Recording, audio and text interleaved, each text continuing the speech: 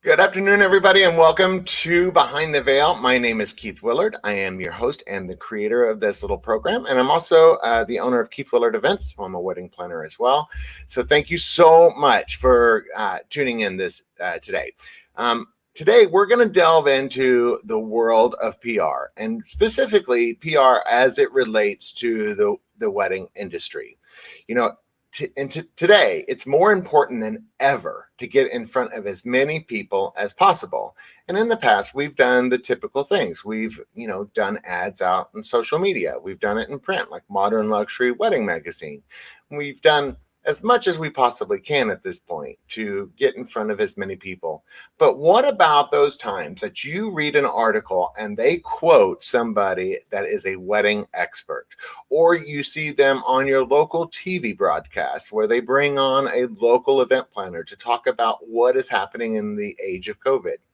Those kind of things is PR or public relations. And how do you get in front of those people? And not just that, how do you build your brand overall? So today we are very lucky because we have one of the best in the country that is on our show to give us some tips into that world. But before we get started, let me introduce our little Behind the Veil crew. The first up is I'd like to say hi to Marci Guttenberg. Hi, Marci. Hello, Keith. How are you today? This is a wonderful day. So beautiful out. It really is. So Marci is our etiquette expert, and she also is our invitation expert, and the owner of An Affair to Remember by Marci. So it's great to see you. Great to see you. Yay. And next I'd like to say, hello, Brooke Logan Stoner. How are you? Hello. So Brooke is our fresh eyes on our crew. She adjusts and a high five. Camera. So she's our fresh eyes on the crew and just reminds us that not everybody is an expert in this industry. So she gives us a fresh perspective, and so it's great to have you on the show. I love being here. Hi, Marci. Next, we have Tyler Black. Tyler is our decor and floral specialist. He does events from 20 people to several thousand from here to Las Vegas.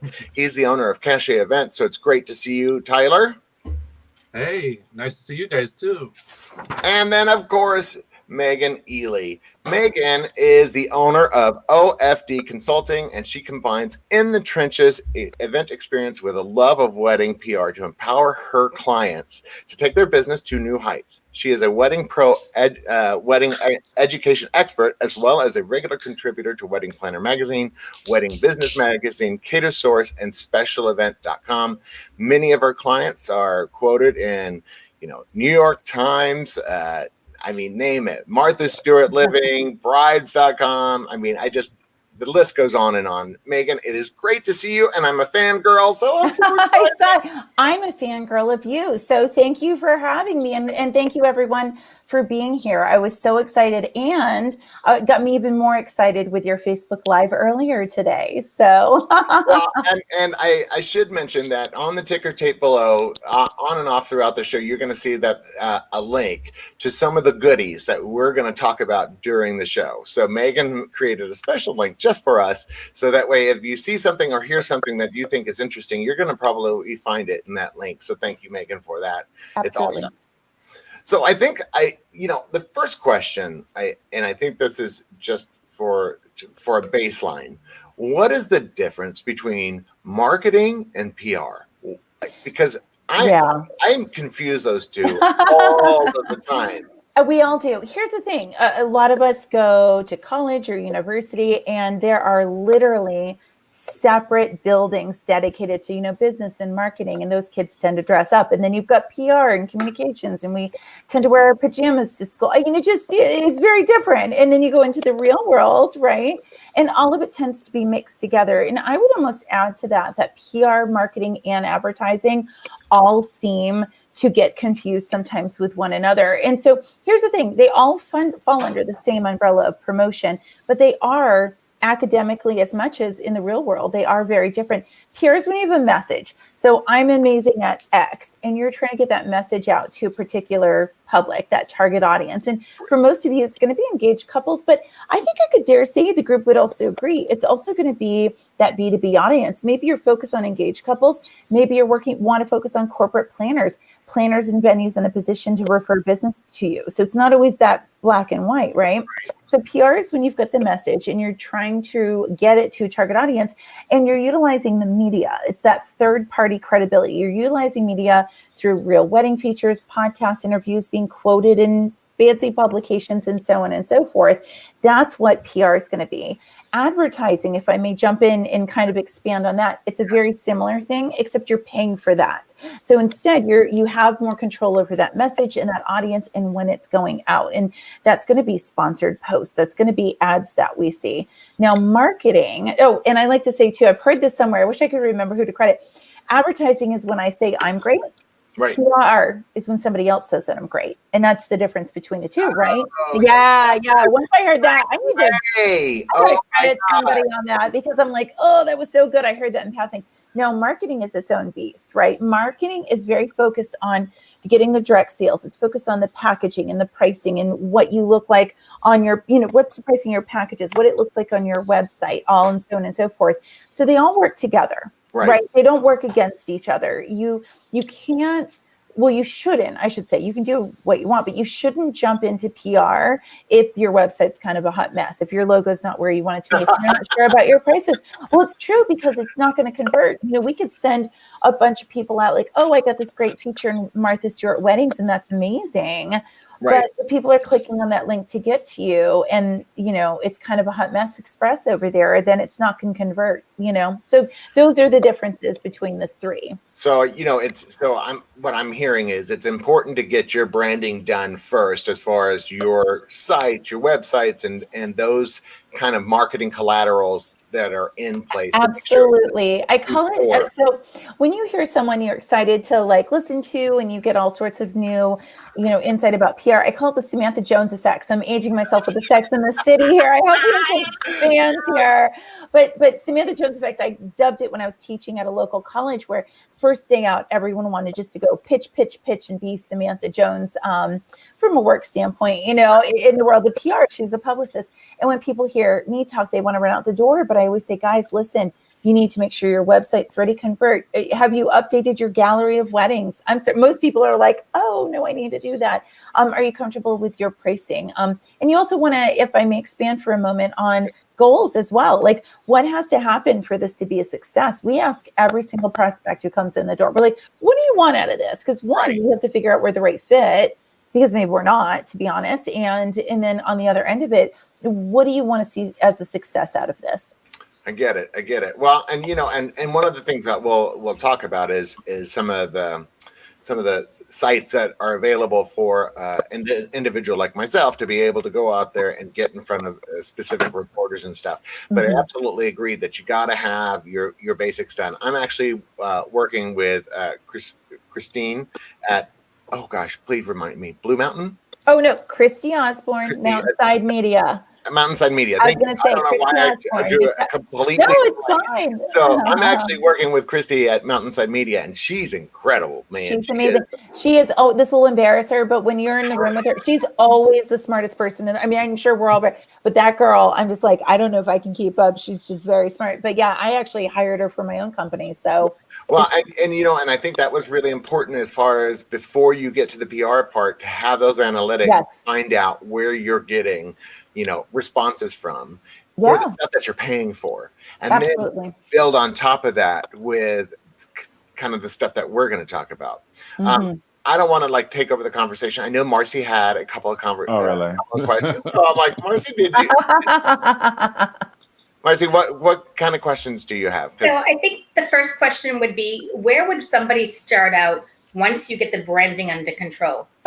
Yeah, that's a great question. So once you've kind of done the homework, right, and you do the due diligence, here's a few different ways we can go. It depends on what you do in the event industry, right? The low-hanging fruit is going to be real wedding and event submissions, period, which I know in a better year. I mean, to say that in 2020, I know, Right. but usually weddings and events that have taken place in the last year, you can use sites such as Two Bright Lights, such as Matchology to be able to streamline that process. We have a lot of free tools that we're sharing on how to do that as well. And a lot of the editors graciously share their tools as well. So if you are a planner, a venue, a florist, a designer, photographer, those tend to be the ones who benefit the most. Doesn't mean you can't be a stationary person and submit. I don't typically recommend that. Some of them have entertainment. Unfortunately, with videography, film, cinematography, I feel that some of the outlets are still a little behind about showcasing video as well. But that's where you really want to get your start, because 30% of couples, according to Splendid Insights, share that they pick some of their wedding day team because of the features that they see on those sites, right? So that's where you want to start. Now, if you're coming to me saying, well, I don't fit in any of those categories, or I work with photographers who submit a lot of those, totally get that. What you're going to want to do, I would say, first things first, most of us focus on our local market, right? We've got some destination, and I get that, but most people within a 100-mile radius, if not much less so, I would go into your local market. I would look at all of your outlets. I'm not even talking wedding outlets. I mean your lifestyle outlets, your main outlets. I'm here in Richmond, Virginia. Shout out Richmond, Virginia. Yeah, if we have anybody, tell me in the comments. But we have richmond.com. So you go to those outlets, you literally just go into search and you type in the word wedding. You could type in the word events, but you're not going to get, it's going to be a lot of things that you don't want. But start with wedding, start with hospitality. See if once a year they write about the wedding industry. Right. Find those writers, get to know them, stalk them a little bit in a polite way on Instagram, and consider introducing yourself. In a polite way. Yeah, in a polite way. Don't follow them if they have a private account. That's that's just weird. Like, free tip right there. That's just weird. Like, don't do that. And so what you're gonna do is chainsaw happened, yourself. Keith. I saw it. I know. It's like So you want to introduce yourself and say, I've been following your work. I'm an expert. Here are a few lines about me. This is how you contact me. And you literally call it a day. It's the most elementary thing you can do. But when I went from venue person to PR person, I did that. And within a year and a half, I was either being quoted or had all my clients being quoted in every single local publication. Anyone can do that. Well, so, one of the things when you're talking about magazines, I know that like Modern Luxury Magazine, I just now started figuring out how to get my stuff published, because there's some very specific rules and guidelines. Yes. And I think that's kind of important to bring up while we're talking about this, is that, find out what the steps are and then follow them. Yes, it's very, take with a grain of salt. There's some amazing education out there from editors, but take with a grain of salt that they're telling you what they want. Some people literally say, I want 15 to 20 images. Places like Sal Me Pretty, the last time I checked, wanted over 100 images. There's certain sizes that they want. Well, obviously with the micro weddings, that'll be a little bit different. Certain sizes that they want. They want all the Instagram handles up front, like all the things. So just, if you've got one person saying, well, this is how you submit, just know that that's how you submit to them, and everyone's a little bit different. Well, and one of the things is that, I use that platform that Modern Luxury actually sent me, because it has a list of questions, and I use that actually for all of my weddings now, because I'm like, it asks for all that Instagram and stuff, and I send that out right after the wedding. Yeah, absolutely. Just in case. And you could get it before or after. You just have to be setting expectations. What I would suggest is considering taking, forms, making them your own, having them complete them. And if, depending on whether Modern Luxury or whomever picks it up, if they don't use all the content, that's great fodder for your blog, right? I mean, you don't want to copy and paste job in two places. Google doesn't like that. But you're already pulling up editorial material that you can use for your own content. So, we may or may not be partial to Modern Luxury. Well, I think I have a magazine. I'm like, we're friends with a couple of the people over at Modern Luxury. So call me Switzerland in the world of the media. So. Yeah. We love ourselves some Don Costello over there. I'm just a little shout out. So one of the what has changed in the world of PR during the age of COVID? Oh my God, everything. Well, one, I started working 90 hours a week at the yeah, I was very little not- income, yeah. Yeah. I got off the plane from Cater Source thinking, oh, I'll take a disco nap and get to work. And it's like, and she never slept again. Narrator, she never slept again for 4 weeks. She knows about the disco now. Yeah, Oh, exactly. right. I had to get the lipstick on so you can see the dark circles. But Marci's like Urban Dictionary. What is it? I live on it. Teaching at a school. She's I our have brain. to do that. So Right. essentially, several things have changed. The types of weddings we're submitting right now, they're smaller. First and foremost, they're smaller. There's a lot of elopements. Here's the thing too, when you're submitting right now, let's call a spade a spade. Y'all, there are some people out there, I'm not naming names, who are posting weddings from events over the weekend. I'm like, is that even legal in your state? Like, let's talk about that. So it's the discerning eye. You know, we just saw a wedding that did follow all the regulations of their region. It was in New York, and it was a colleague of mine. And I said, you guys followed everything to a T, but there are some people choosing not to social distance at the cocktail hour, and I don't think you should be showing those photos. So you have to have that discerning eye. So there's that.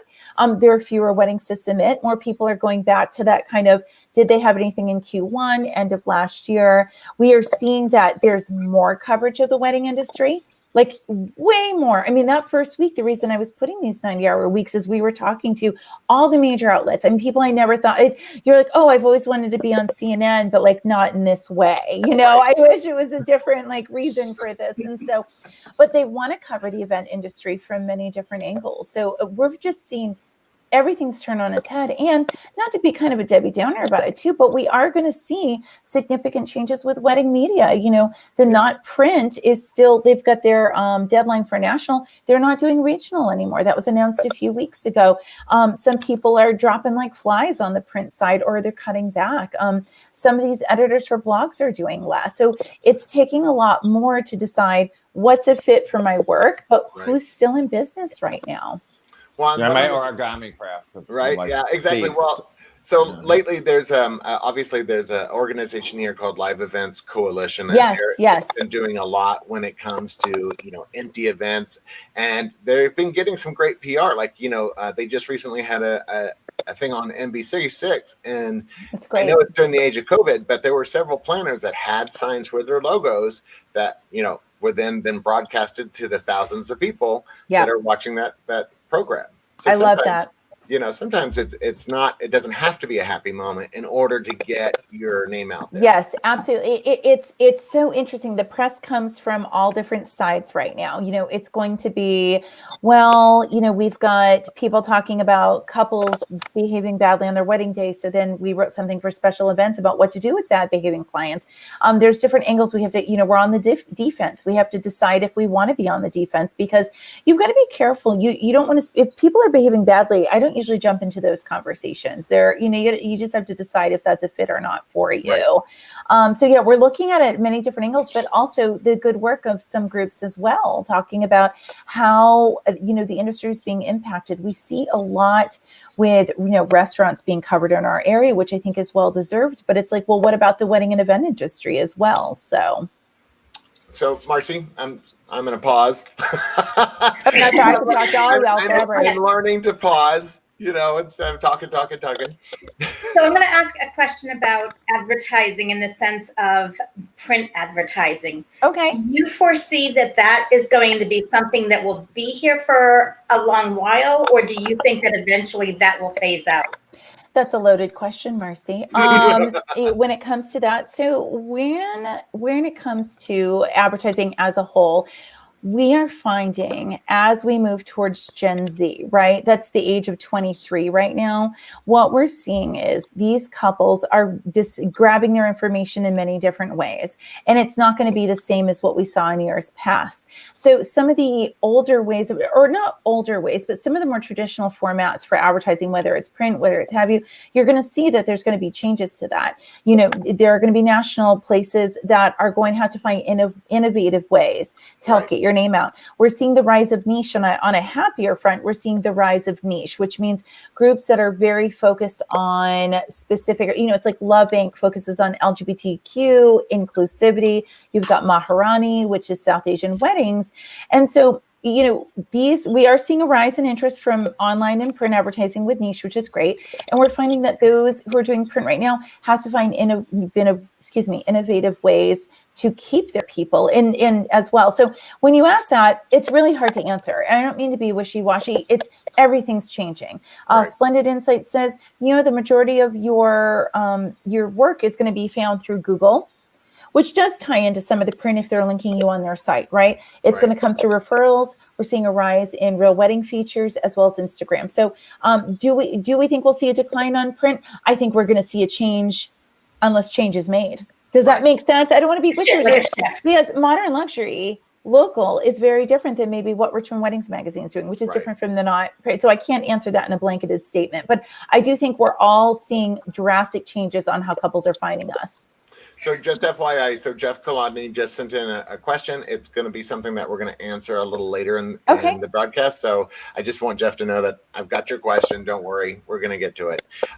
So what is one thing that we can do right now to help with our PR efforts? Like, what is something that, I would say introducing yourself to the local markets. I think it's the first thing you can do. I say look at your weddings and events from the last 12 months. Right. If you are not keen on setting aside time to submit, then you can look at something like Two Bright Lights, which is purchased by the Knot. They own it now, but they have something called it's called Open Gallery, where if you don't want to do all the heavy lifting, you can upload, tag people, and it kind of throws it out at the editors to see if it's going to be, a fit for them. So that's some bare minimum stuff you can do to start. Do you want me to, Haro's another one. Keith, do you want me to jump into that here? Or? Yeah, I think that would, because one of the things that I actually want to get into is, and one of the things that one of the pieces that I got for you that I just love, and I wish I had taken advantage of it earlier, are, 5 things that you can do in the next hour to get noticed. And one of those is Haro. And, yes. So I'm already like a fan of that. It takes a little extra time, a little extra effort because of how it comes across, but tell people about Haro.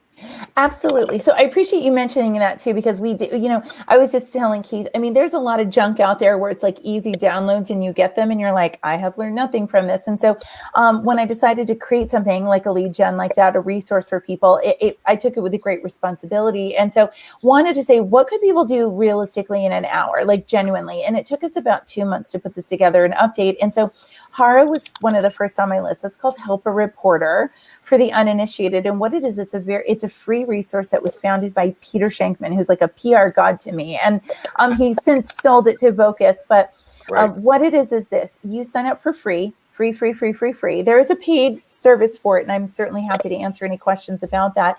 But you sign up for free with that, and you get an email Monday through Friday, 3 times a day. And what it does is it connects journalists who already have articles they're working on with sources. And the thought is everyone's a resource. We're a resource at the wedding industry. Maybe you're a cat lady like myself and you're a little bit of an expert at being a cat lady. I'm currently Cheryl. Perfect. I'm an expert at being a failed homeschool teacher. We all have things right now that we're good and bad at. And so what you do is you get these emails. You get it 3 times a day. And it will say, I'm looking for a wedding expert to talk about X. And then you click on it. It doesn't give you a direct email. It's an anonymous email. And then from there, you will go ahead and answer. You literally answer. So instead of pitching yourself to the media, like if you're like, I need a step before that, then what you do is they will, like Keith, I know exactly which one you worked on. I don't want to blow your story because you need to share it, but Keith jumped on one that was wide open for wedding pros asking for virtual wedding etiquette. And if I remember, Keith, that one did not list the media outlet because that's always a gamble, right? Because it could be kind of a junky site. It was the opposite in your sense. Surprising. And so what they did is in this one in particular, they asked for very specific questions to be answered.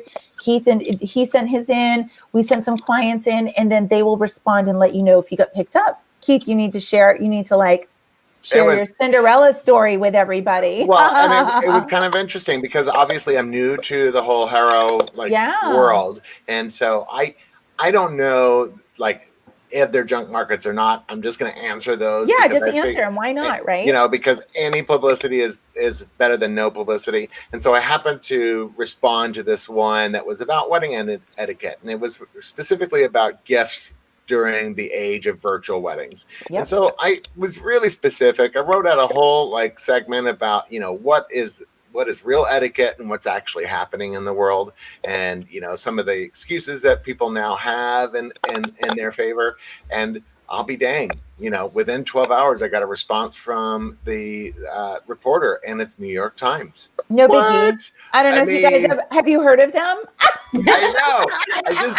I was just so caught off guard by that, and that just literally happened day before yesterday. And I just, I'm a little nervous because now I think I've got higher expectations. Well, I was going to say, when I've had a couple of people who get started and they get right into like Martha Stewart wedding, and I would say, hey, okay, let's have our moment to celebrate, but that doesn't always happen like every week. I think your biggest challenge now is to make sure you get to your local Barnes and Noble and get a hard copy when it comes out. Right. That in our town, there's like 8 that get sold in this one Barnes and Noble, and I have to go really early with a bunch of people and like knock them over when my clients get picked up. So if I may, yes. So this little New York Times thing, I feel very Ike and Tina Turner right now. No, they want to do a song with Tina, not Brooke. Oh, that's Okay. funny. Yeah, I haven't had. Actually, I didn't have a chance to tell Brooke yet. So she's. Yeah, well, guess what? You can't do that. Oh, yeah, you can't do that, can you? It's Do that. amazing. So Tyler, did you have any questions so far for Meghan? Well, I'm a little, most of my questions are actually being answered. The only thing is, I would say, this was a great resource of what I was thinking is, in a time when our business has all been ripped out from behind us and we're financially pretty strapped, how do we get some exposure? And I think you're kind of going there for me. So absolutely, and that's the goal here. After hearing, especially, I'll be candid. When I heard Keith's Facebook Live earlier, it was well. First of all, it made me nervous. He was saying nice things. I'm like, oh my gosh, I've got to put on the lipstick and get on here. No, but I said, he's right, because we are all at a point. There's no one who's like, yeah, I'm really rocking this pandemic, And so what I did is I included a link below where I actually walk through, and I'm giving you guys free webinars on why you aren't being quoted. Maybe I should have Keith go ahead and re-record it. Well, I'll tell you what I did here, but Keith can talk about that. But there's that, and but then I also get into the world of podcasts, and it's a lot of free resources. Because here's the thing, and this makes me a horrible salesperson. So let's all not tell Ellenberg I just said this, because he's like the king of sales. Right. Is even though this is live in public, but PR is not brain surgery. So could you hire someone? Are there benefits to hiring a publicist? Absolutely. I have a wonderful roster of people. Is there a lot you can do on your own before you can? I think Keith is a really great example of that. You can do a lot on your own. I concur. And actually, I'm already going to be part of a podcast that's. I don't know how that happened either, but we're going to actually do an online interview, and online interview on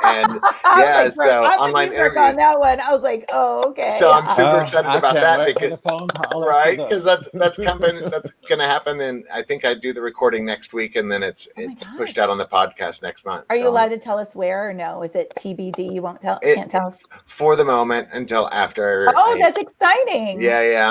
I'm excited about that, but again, I feel like it's a Cinderella story because I feel like it all happened. But one of the things that I think that I'm doing is that I'm answering from the heart. I'm answering from a real world perspective. It's not a canned response. Or you're going to buy one of those before, right? Exactly. It's not one of those. I can buy that at any Walmart. I'm giving my perspective, and I give like what we're being told and what we're actually seeing in the industry. And that's very exciting. Congratulations. It is wonderful. And I think you bring up a great point about following the rules. And I think one of the reasons we've succeeded as publicists for 11 years is we're real rule followers. I went to Catholic school. It's like the nuns and all that. And so I learned you just follow the rules, right? Along the way. And so when an editor writes you answer their questions, you give them what they want. You do not try and pitch them something else in the meantime. They're not here to hear about something else you're working on. You've got to suss that out and really read the room till it's the right fit to go ahead and pitch people. So it's really having that hospitality heart to it, which everybody already has, in the wedding and event industry. Well, and so this is a great time to ask Jeff's question, which is, what is the trick to getting responses from writers in Haro? Begging. No, I'm just kidding. Well. I know. So no. No, that's a great question. So I tell people my rate of pickup on Haro is about 25%, which that might sound pitiful. That's actually really high, but that's because I've been pitching every week for 11 years. But I also don't do a lot with Haro. I work directly with the writers, so it's a little bit different, than they don't know me from anybody else with that. But what we have is strong, like I'd say 25 to 30%. So you have to keep your expectations here when it comes to that. It's about following the rules. It's about being first out the door. I mean, that's what it's going to be, is you've got to answer it well.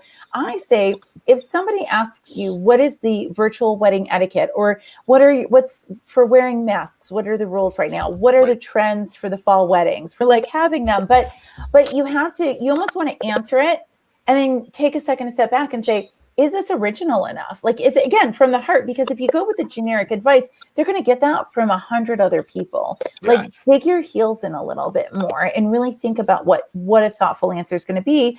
Ideally with Haro, you'd want to answer in the first hour, which is hard if you're not an early bird at 5 a.m. when the first one comes out, Eastern time. Much harder if you're in California, of course.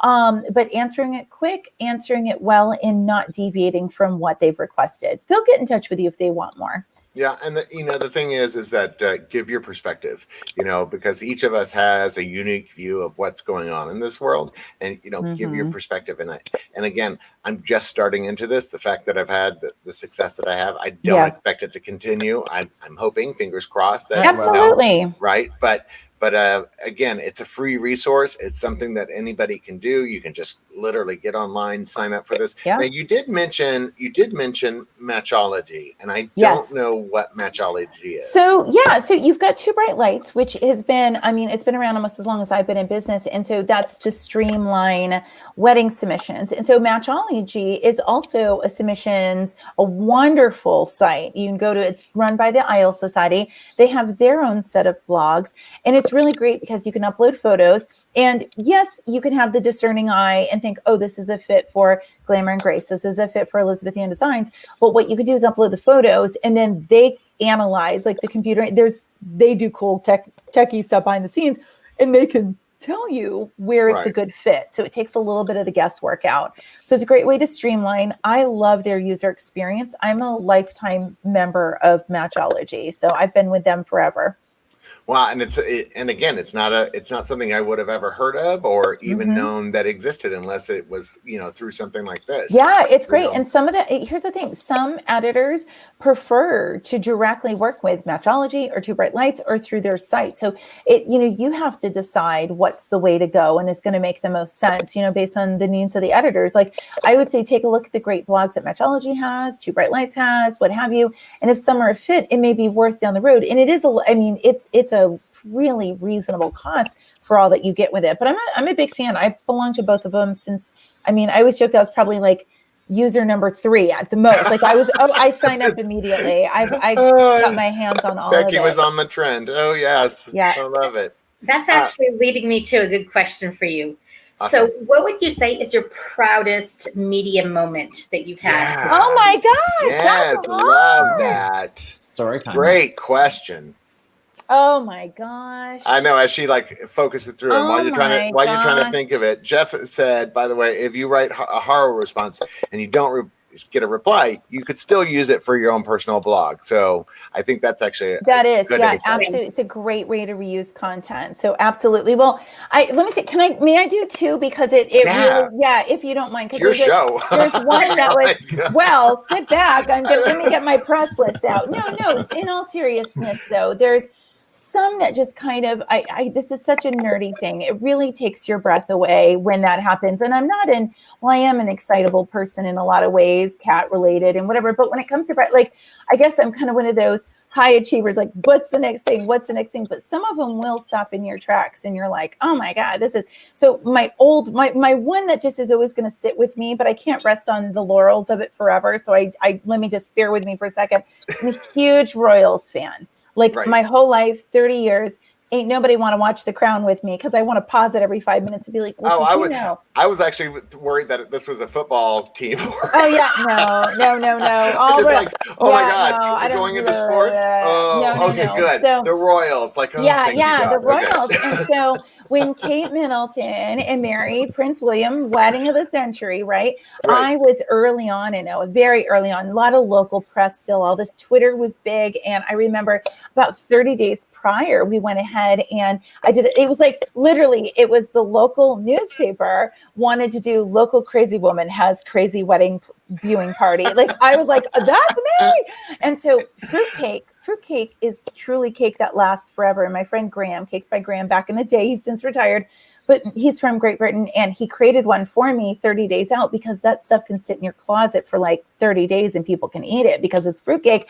Right. And so I was showing pictures online, and suddenly within an hour I had a call from the Huffington Post, which was a big deal. Then I'm not even kidding. Like, I called my husband at work. I never do that. I'm like, guess what?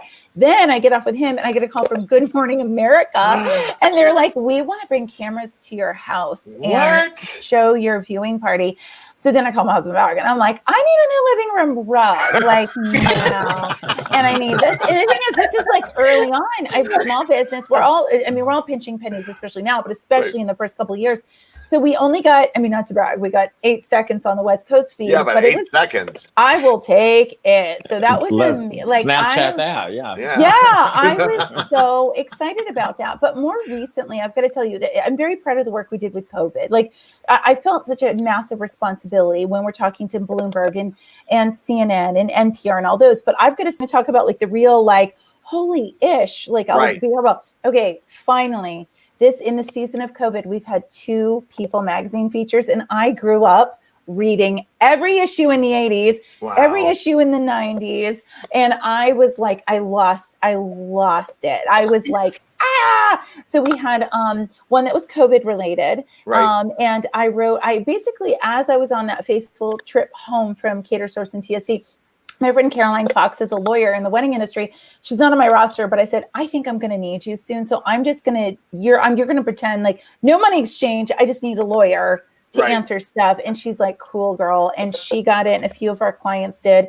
And then more recently, we had the wedding of major R&B singer and Nichelle on it. And it was just, when it went live, it was a Friday night. I screamed, so scared the cats. My husband knew it was coming.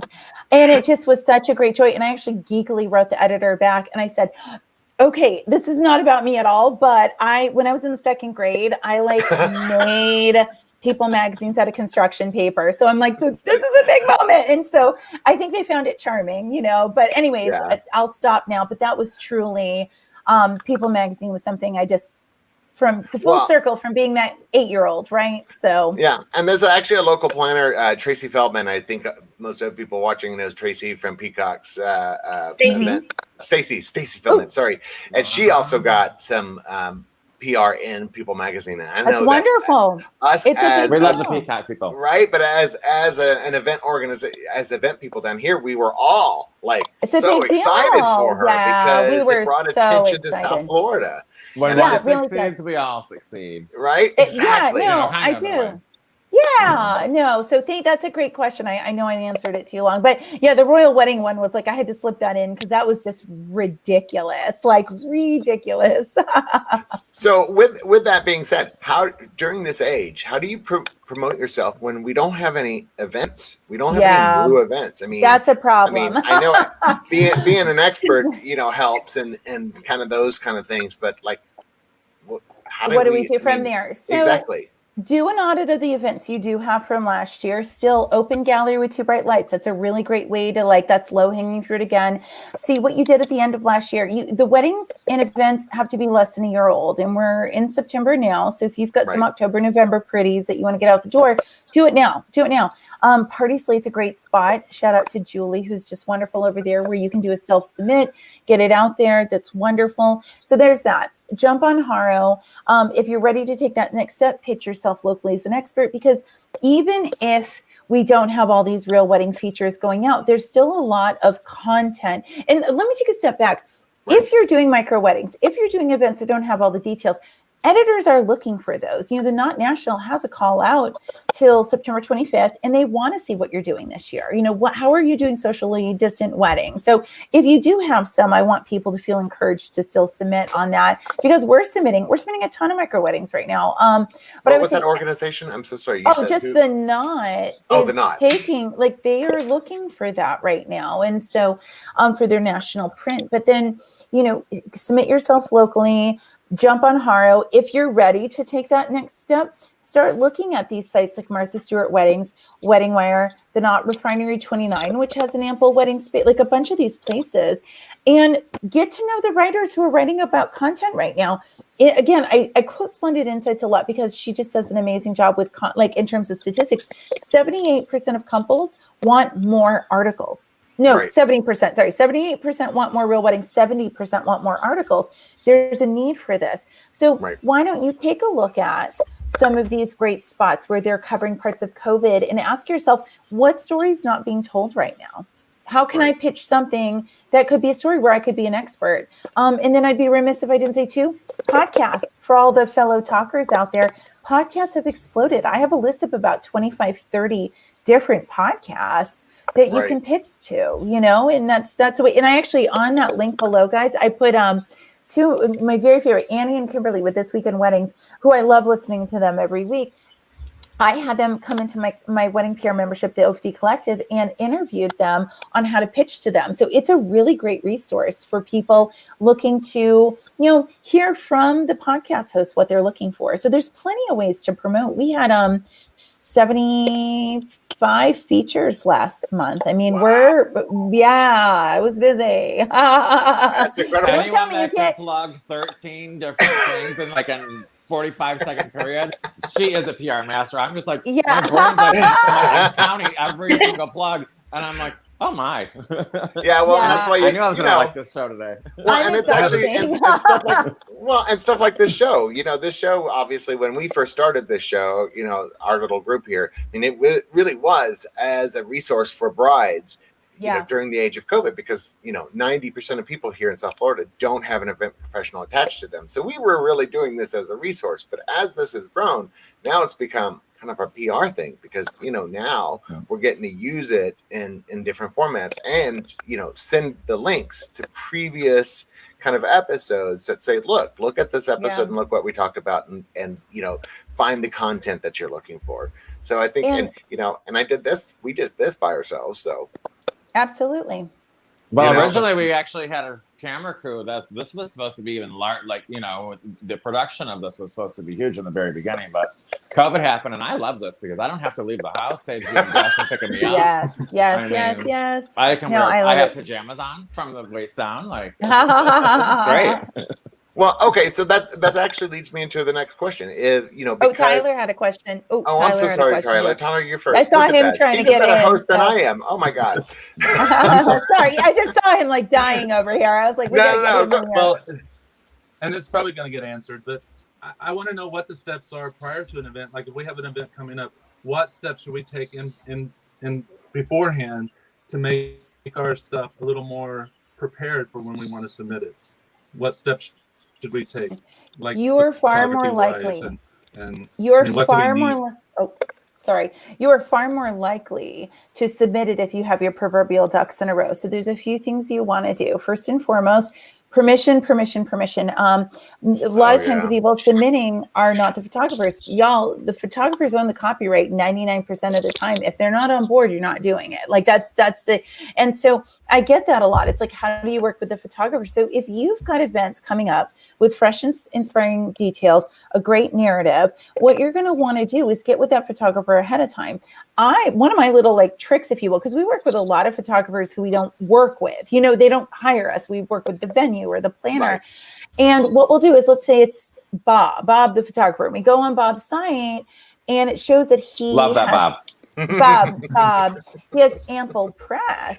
Then that's someone who's very press savvy already. And so you attack it as hey, I've got this wedding coming up with you. We're really interested in submitting. I see that you've got ample press. I'd love to Is that something can we collaborate on? Is that something you're doing on your own? If you find someone who maybe it's a Bob who doesn't have as much press, then you reach out to them and come from a very collaborative standpoint. Not because I think people are too bossy and demanding sometimes of the photographers. And I'm sure my photographers are like, yes, girl.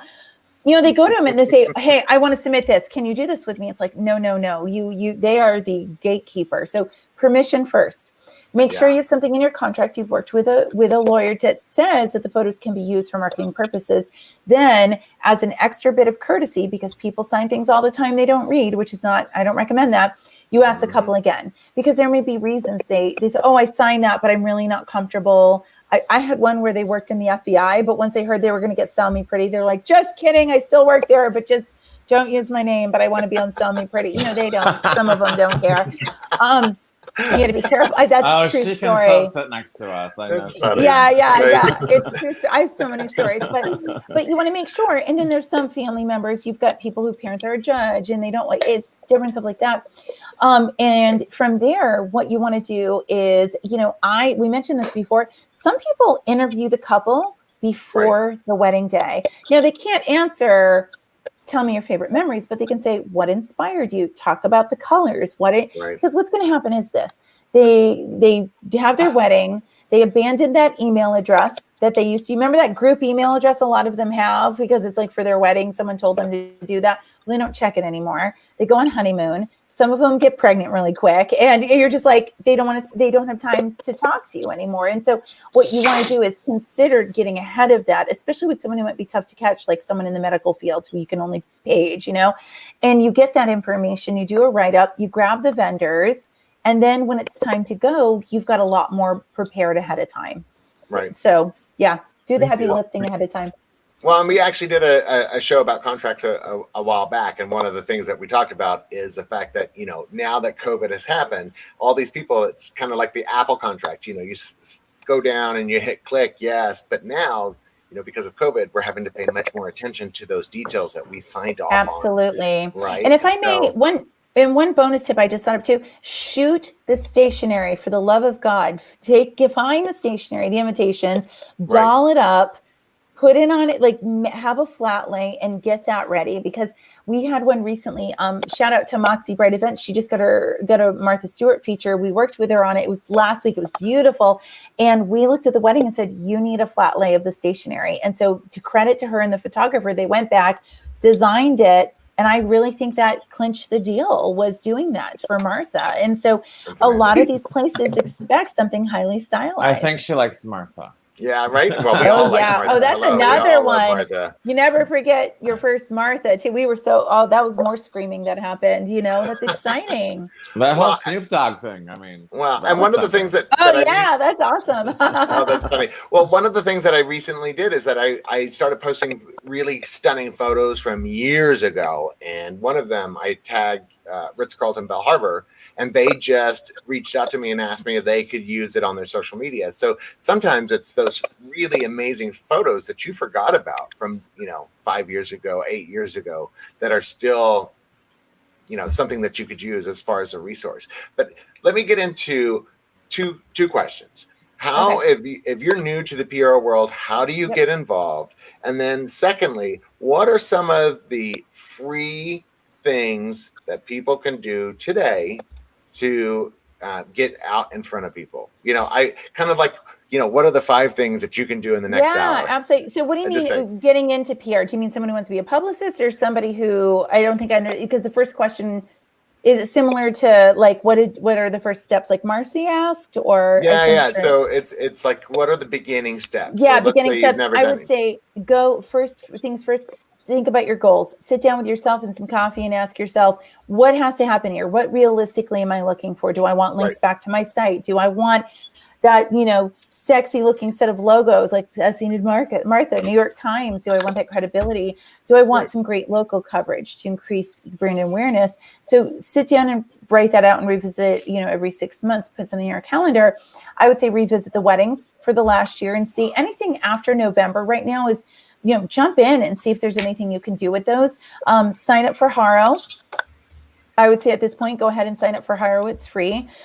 Take a look at some of these streamlining sites, or this sites for streamlining your submissions. And yeah, again, I don't want to sound like a broken record, but there's a lot of power in introducing yourself to the local media as appropriate, the right people who cover the wedding industry, because I am not a member of the media, but I spend a lot of time with them. So anecdotally speaking, I would say that I tend to find that these guys in particular are short on time and they're short on reliable resources. So I would encourage anyone listening now or in the recording later, you need to be a guiding light of information for engaged couples right now, for the industry, but be a guiding light for those media people. The reason we get picked up the way we get picked up as much as we do is because we respond to people in a timely fashion, and we make sure that we, give them what they want, and we respond to them the way we would treat them like a client, right?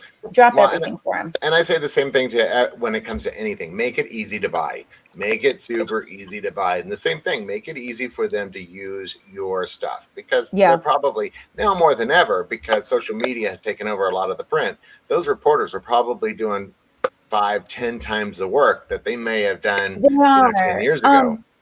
May I expand on that for a second? Yeah, please. If you guys, any of you, and by you I mean the royal you, if you will, out here, if you're on the first page of Google for what you do, hair and makeup artist in Richmond, Virginia, DJ in Colorado, in like Denver, Colorado. If you're on the first page, you're far more likely to be contacted by the media. Now, the media, I'll be honest, I'm just trying to get all the wedding writers just to write to me. I know that's a lofty goal, but maybe by the time I retire, I've got all of them but for now, I've got some great people I work with, but there's tons of people out there, and they're trying to find these reliable resources. So they Google, right? And they're looking and people pop up. So if you find that you're on the first page of Google for what it is that you do, you need to expedite having a media-friendly site. So that means if you have, like, your contact page should have it, even if you're like, no, I really just want a contact form, cut that out.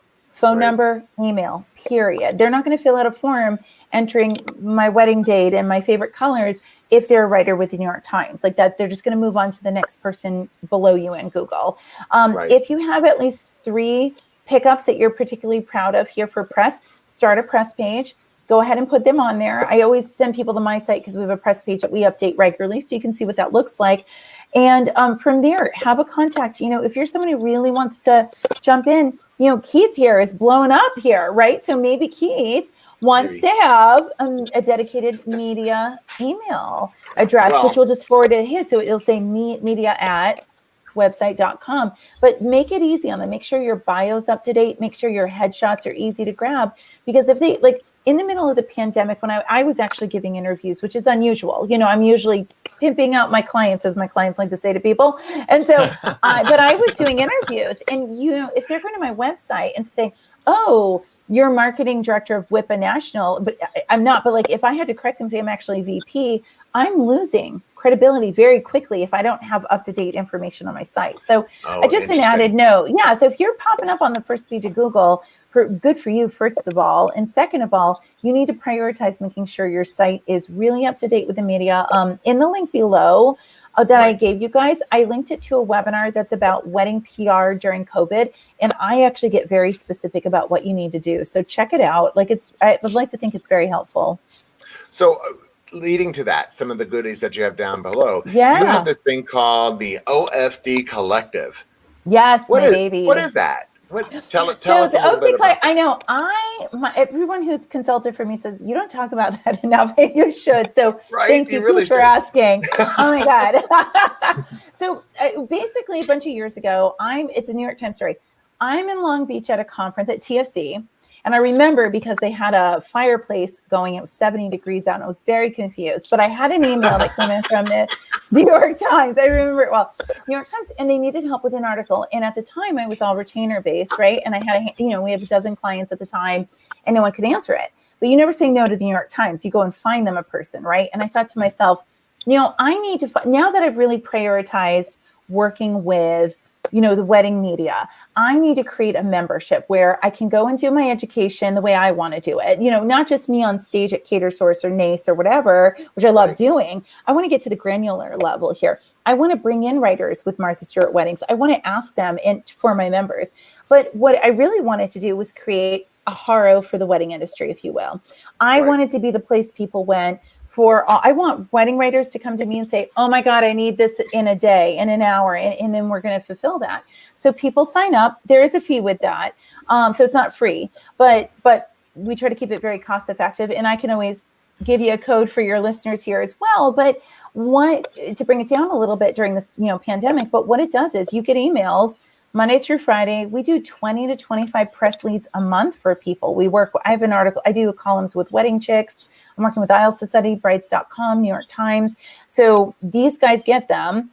I tell you what we need. You send everything to me and I put it in a document and I get it over to my writers. And we have office hours. So it's like me in your pocket, right? So it's like, oh, I need her for 15 minutes and we jump in and do that. And so we also streamline our real wedding process through that as well. So 3 tiers.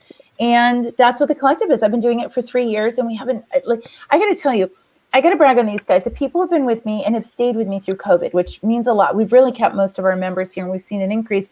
They came to bat for me for some crazy media stuff. Like I literally had a deadline that was 45 minutes and they did it, and that's what it's all at. I know they're incredible. Some of them I texted because I'm like, listen, I know it's 8:00 at night, but this is Martha. So you just have to answer me. But so it's with the collective. It's a hub where we hang out. It's office hours, it's education. But it's those press leads that people get and we love doing it. Well, and I, as a shameless plug to you, by the way, there's multiple levels, and honestly, almost anybody can afford to be part of the collective at some level or another. And I'm joining. Just FYI. Yay! I know. I was like, I done. And my work I should have done it before this, so that way I could have said, "Well, I'm part of the collective," but I didn't do that. So well, I'll send you a special behind the veil discount for you and all the, for those interested in listening. So that's amazing. That's I'm going to ask, how do we join? Okay. Well, how do people join? Yeah, no, seriously. How do people join?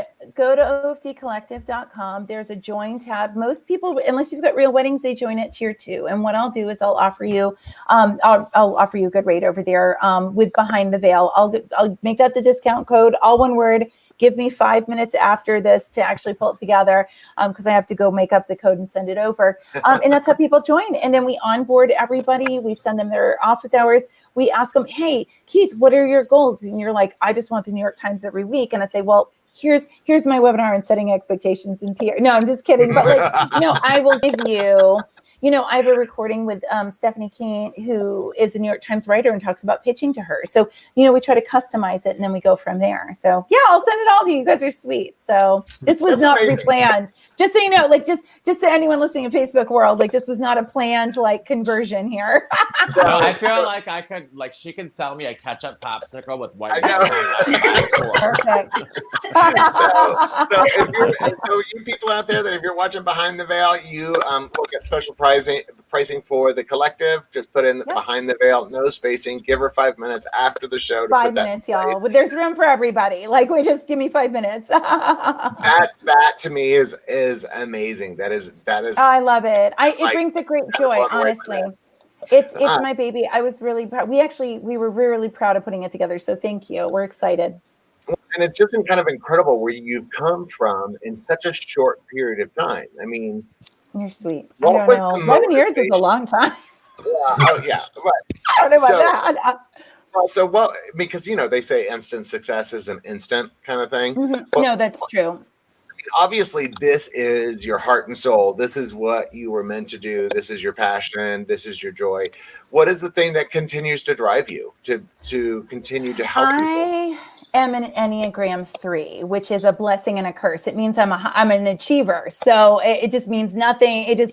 You keep going, right? That's part of my personality. But I love every bit of PR. I love working with the media. I consider many of them very dear friends of mine. I love helping them see something come to fruition. We just helped this brides.com writer. It was her first one ever. And I was I was excited to have clients featured, but we were celebrating her.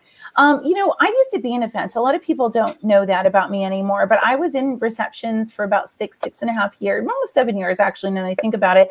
And I just always had an affinity for working with event pros. They're my favorite kind of people, in the whole wide world, you know? And so it's getting to know those people, not to be all like, whatever. Like, I know that sounds very gushy, but it's working with these amazing people day and day. I miss them desperately being at home. You know, I love my family, but I miss my conference buddies.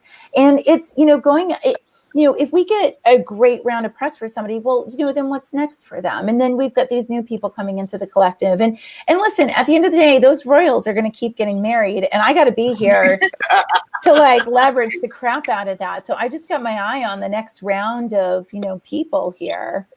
Well, okay, so we've got time for one more question. I'm going to leave that for Marci. Marci, do you have a final question for her? I would say, what do you think is going to be on the horizon for OFD? And Oh for you? my God. Oh, yeah, I'd like yeah, to that's a leave. good I'd like question. to leave the house, Marci, at some point. Step one. Yeah. Step two, walk into a Target. No.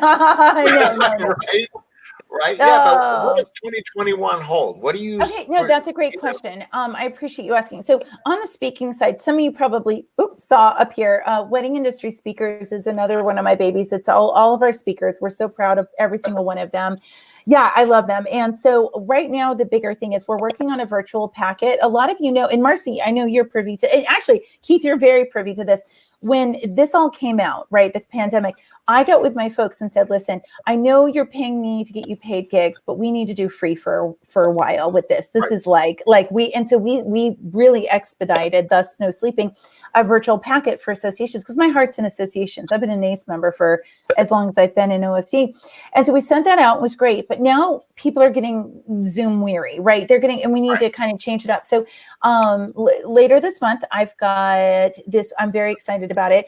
We have a new virtual packet where we're still offering free, because I think that's very important right now, but we are offering some elevated experiences, and we're talking about taking that, I hate to say the next level on that, but like we are. So what can we offer while we're still at home, or we're looking for hybrid events? So I'm going to keep very busy with that. And I will say too, oh gosh, I'll announce something here I've never talked about publicly before. So back to the big screen for you. I've been working behind the scenes on a little project. I collect URLs like people collect stamps, like as a hobby. So I go to GoDaddy and buy it, but I like buy, you know, I have my dressespockets.com. I have like a million stupid like ideas. But then I've owned, in addition to Wedding Industry Speakers, I've owned Submit My Wedding. And so I thought, you know, if there's a point where, because we don't want a lot of couples submitting their events because they do not always a great job at it. But with COVID, the different kinds of events coming out, let's give them guidance. So right now, I own submitmywedding.com. Next month, we're releasing the guides for engaged couples. Right now, I have beta testers going through it. I've got some couples who are recently engaged and getting married shortly, or married in the last 6 months, and they're my beta testers right now. So we'll be offering, you know, these guides to people who are engaged couples and say, you want to learn how to submit your own wedding? Like, I've been everywhere just about. Why don't I show you? If you're going to do it, let me show you how to do it well. So we're jumping on some projects we haven't had the chance to do yet. So I'm excited. Well, I just want to say that's our hour. So, I mean, we could have continued to talk about We this could keep forever. going. No, I know. Right? Oh my God, I know. Much to talk about. And maybe, you know, what we'll do is we'll have you back on a future series to continue this discussion, because I really think it's important, especially for businesses out there that are trying to figure out how to get in front of people. If you missed any part of this show, I'm going to have it up on YouTube starting tomorrow. It takes a little bit of time for rendering, et cetera, et cetera. But I think it'll be almost automatic on Facebook, so you can look at. Everybody looks fabulous on the live on YouTube right now. It's on my television to my right. I just want everybody to know. I love that. Beautiful. I saved my lipstick for every y'all. Every time you see this, I'm looking at everybody.